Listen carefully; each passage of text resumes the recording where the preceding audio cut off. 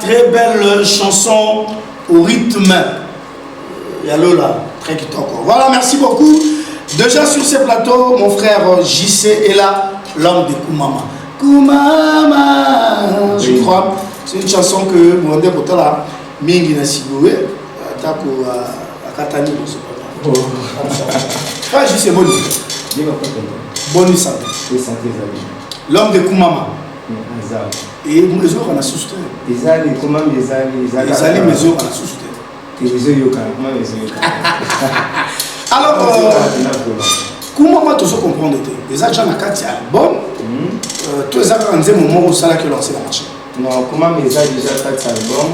Nous avons déjà 6 titres. Comment mes a deuxième chant où ça a 4 albums. Mon livre préféré, au Samo, ils ont la chanson phare. Ok. Mais album, ils ont 6 chansons. Album déjà, comment on a dit? Yesu Tombouama. Album, ils ont 6 chansons. Mais jusque-là, comment on a dit? Oui, comment on a dit? Donc, c'est qu'album peut être non, oui. Les autres, c'est quoi l'album? Pour l'album, il faut swinguer la soutien à ma casse, à la peau, pour appuyer ça. Mais je sais aussi, il y a 6 chansons. Donc, ça dit que moi, je suis déjà présenté. Oui, désolé, ça qui est dans mon mère, il m'a dit marché sur ce bien si il va marcher le dessous. Mais apparemment promotion il y a Koumama et Zaka kana ils allaient pas la biso et puis à la chaîne sur le niveau de Bézibé. La chaîne sur ce banal les canaux de la chaîne. Mais si vous avez une promotion. Non. La Catane Pina comme quelqu'un, je dis qu'il y a pas chaîne sur même à faire au ça il y a des détails. Ah voilà pour la ça. Avec ça alors si quoi na yomoko malgré qu'il y a difficulté de moyens yomozo kanisa que album est bien quand. OK bon. Couper cette date fixe ndé dans ton kanisa on peut couper cette date fixe il faut tous à la moyenne. OK. Si que moi ça m'a beaucoup quand tu couper ça score date fixe. Mais ici nous avons quand même l'église au centre de la catégorie ici on sous ba au Tchad on quand même pour l'église là-bas. Moi je sais. Moi je suis là pasteur a coaché le pour moi gagner. Et tiens bon jusqu'alors passer à soutenir les frères je sais ma place. OK. Si tu es triple les cas et ça à cause à pasteur si les cas bachem sur les cas pasteur. OK. Vu que yé mon boy yebi mamwe tu le canal confinement mamwe bébé. On dit ça moi échec mon qui mes échec mais ils à l'année moi. Donc nous devons comprendre la minute oyo moi peut sa précision il y a sorti album exact. Pour le moment précision il y a social officiel album exact mais la vision ça m'a mais je sais donc la chose une bon sur album en 2026 et 2026 en 2026 et vous avez même la précision de cette album.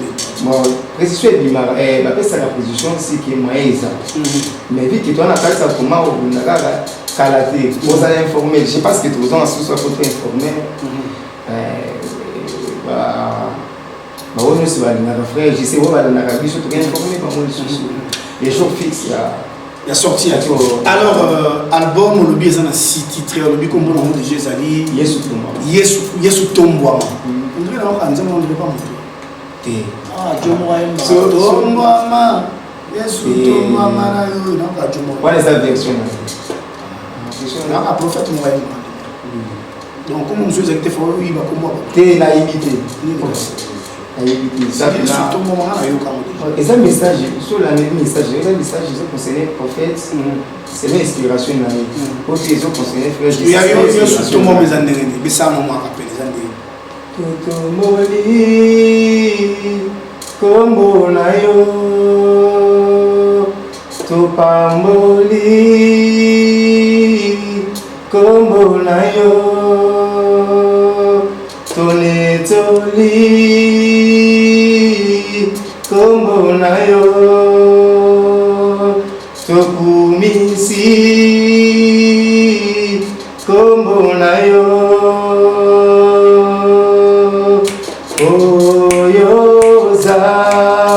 Zambe oyoza Zambe Ah, moi, tout ça, je suis en alors, dans cet album, on a 6 chansons. Message de l'Europe, c'est un peuple de Dieu. Nakati, Yesu Tomboam, comme album. On a 6 chansons, on a Nakati, on a Dieu fidèle, voilà. On a une bon, juste un message, c'est mon but, c'est sur le Tomboam. Vous avez un moment difficile à Corona. Corona, c'est en Afrique et partout. Mais parmi les bateaux, ce pays, il y a des par rapport à ça, à mon amour, il y a ok, mais message à ton moment. Mais est-ce que vous avez livré déjà un concert, parce que vous avez invité un album, depuis après, vous avez lancé la production. Et concert déjà. Le conseil public, il y a toujours l'invitation publique. Si tu as toujours invitation, tu as presté, tu as le message déjà. Ok. Vous avez raté quelques concerts, il y a déjà, vous avez la concert parce que tout ça va live déjà, tout ça va rapport vers tout ça, oui. Et ça, dans la Chine, les frère JC Moui, officiel, sur l'examen internet, sur le monde, il y a un produit de chaque déjà. Il s'appelle Frère JC Bouilly, notre invité à l'émission Boton musical et dimanche. Alors, tout le monde a une chanson Koumama. Ensuite, d'abord, Koumama. Alors, on va suivre d'abord cette chanson Koumama et puis on va revenir juste après pour que tu continues toujours la précision, ma frère JC. On y va.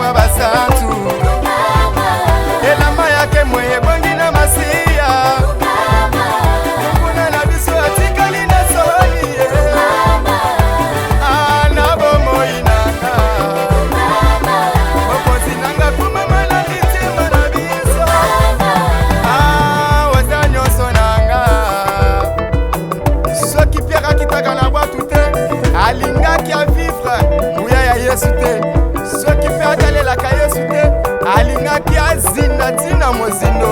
C'est pourquoi biso mpe tosangani liboke mpo tokumisa yo totalela yo tonetola yo yo nde weza nyonso na biso omisama Masia le lieu de F. Gas Manisa, le Dieu qui recule pas dans les combats.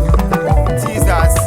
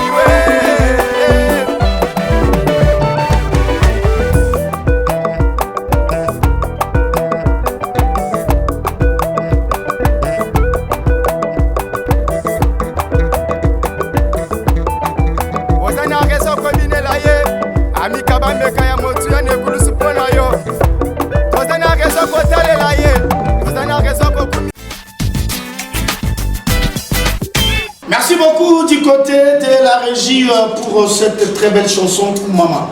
Voilà, tu as régi les eaux. Tu as régi les eaux. Là, c'est retourné avec mon petit moment, tu as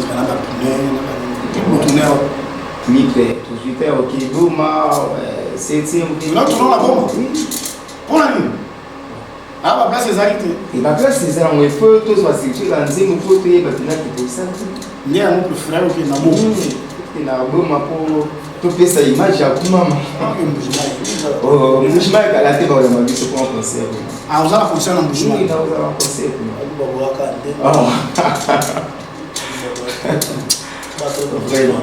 alors au-delà de ça est-ce qu'il y a un programme aujourd'hui préparé pour la bande ensemble avant que l'album est vous avez une notion de la cover la live Facebook. Est-ce que le programme aujourd'hui pour un peuple de Dieu et amis avant même qu'elle m'en le programme des amis tu dois préparer tu dois faire sa préparation à la terre aujourd'hui on a tout pour informer puis on peuple de Dieu qui et vous avez la live et voilà ce que ça live non vous avez un concert puis mais vous mettez un concert avant de limiter autour de ça papa moi vous allez me mettre le concert vous me c'est la moi album est ma concert puis ah donc c'est la concert après album. Après sur l'album, il y a des concerts, il y a des concerts, il y a des avant. Au petit concert, pour annoncer ma monnaie, c'est tout là, clip, nous c'est tout là, c'est des petits albums au minimum. Ah, c'est fait, on a un concert en 2033. Non, non, il y a en 2033. Non, 2033. Ils ont marqué au Mozart. Non, moi, je ne sais pas si je suis modérateur et un jour. Ah, si tu es 2033, c'est que vous avez modérateur. C'est 2033, nous avons un kin, c'est ça le problème. Ouais, nous avons un kin. Est-ce que nous avons un kin? Nous avons un kin, c'est la 2033. Oui, nous sommes sur un Bouchement. Non, non, mais je suis en États-Unis, on a gagné des vols. Il s'appelle le frère JC, c'est l'ambiance de cette émission Coton musicale. Il fallait aller depuis Calamandé au qui m'a biso, ma prestation de qui est belle. Mais pour que nous ayons répondre à l'invitation, on découvre pour ça. Ok, donc ça va bien sans problème. Frère JC Azali, je suis obéi frère JC. Pasteur, on a raison, on a dit facilement au bima. Ok, que tu as conscient de dire que ce pose un problème. Tu poses un problème. Donc ce jour, on a fait un peu dans la culte. Et puis, place où on a la prestation. Si tu es retourné, puis là, tu es les jours où il faut que je fasse prester une église, il y a des pour ça. Alors, dans cet album, nous avons un système à lycée de Sangani. Frère Kingan, il y a Toyemba. Frère Kingan, est-ce que frère JC Place va featuring to 6 chansons à Betika, il y a un groupe. Après, je sais, chaque chose, ça dépend au cas. que inspiration ils en ont pour la moi je sais que ça n'a pas été tu vas lui tout ça c'est des yon de plus inspiration ou bien quand même des coups tu es mon pote frère je sais ma salut à salut dans le frère yon mon zaman khasi ya ma casse inspiration des amis ah tu vas nous mbala na vie moi na mitu na zakanga et puis ils ont moi na côté na MCC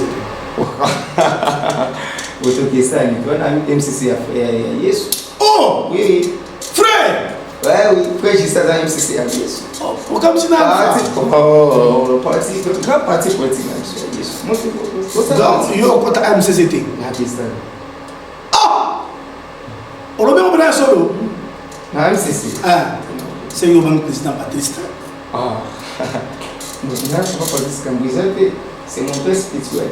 Mais il y a des présidents MCC. Est-ce que sur la Liban, je suis à la Cap? Ma frère Patrice Baza, José Ndita, Emenkano, ma maman Melubinga, ma Chalida Kassa, Baza moi Beleti. Baza moi Beleti. Je sais à Zaman. Donc au côté nous pété. Au côté pété. On a aucun mandat pour sa cotation. Ah. Et ça fait ni au côté nous caté. Au côté donc même personne frère Patrice a invité au qui était. Je sais que c'est déjà spirituel. Si quand il y a quelqu'un qui dit ça que c'est là c'est si il y a quelqu'un qui n'a soit invité au côté MCC au côté. Est-ce que le frère JC a une relation à Malam pour déjà de devenir Zobanza? Est-ce que vous avez une relation à Malam na bande de non sur la musicien? Je suis déjà les amis.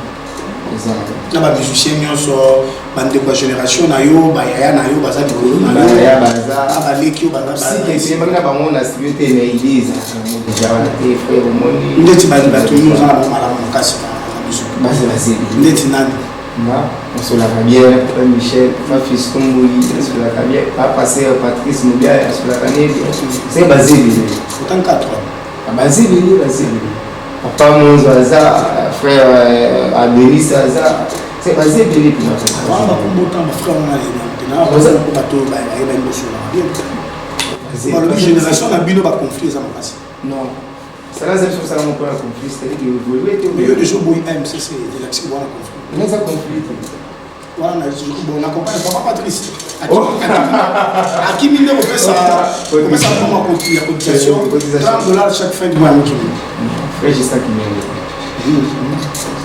Ça va, on va donner les nouvelles de vos artistes et puis on va finir avec mon frère JC Pazokim à MCC pour la cotisation. Alors, pour les news, je vous rappelle encore pour la bateau Bakuti Biso Nanzela, leur momo va se produire le 28 février. La showbuzz, la mano du Dio, ils ont fêté 20 ans d'existence. Tozana Bango, na showbuzz le 28 février. Point de presse, il y a Sœur Noélie, grâce pour la présentation officielle. Il y a album Naye le 6 mars 2021. Sortie du clip aux Animaux Santou, c'est 21 février 2021. Frère Jonathan Mampouya. Voilà, là vous avez suivi plutôt la bande d'annonce de ces clips qui verra les jours le 21. D'ailleurs, ça va passer ici dans cette émission. Bouton musical émission yo et Messani au Sumba Bayembi et Kozana Bango. Alors frère JC, ni il faut pas nous va retenir par rapport à l'album. Basé l'ango boni et puis ceux qui vont dire on a besoin de contacter frère JC. Oui, si on est pour ça frère JC est là, le numéro est à 085 46 20 670 085 46 20 670. Sur Benji frère JC. Notre secrétaire. Ah oui, malade frère JC. Ok. Alors, Bandego va retenir une pour l'émission à l'élo. Tout le monde est une promotion depuis Kala. Alors, aujourd'hui, ça Bandego Nini par rapport à l'album. Oui, par rapport à l'album, Bandego déjà tout le monde a souka. Il y a un salaud qui va non au salaire. Comme le problème c'est une facilité, mais ni pas tout ça déjà il y a déjà. Il y a un souka. Le frère, je sais sur la réseau social. Ah, frère, je sais tout ça. Si le frère, je sais à passer dans l'émission avec ça, il débarque sur tout ça. Ça va moquer. Au lieu de sur la table sur la pause, sur la 5 personnes, mais en sous la suite, on a été dans le message.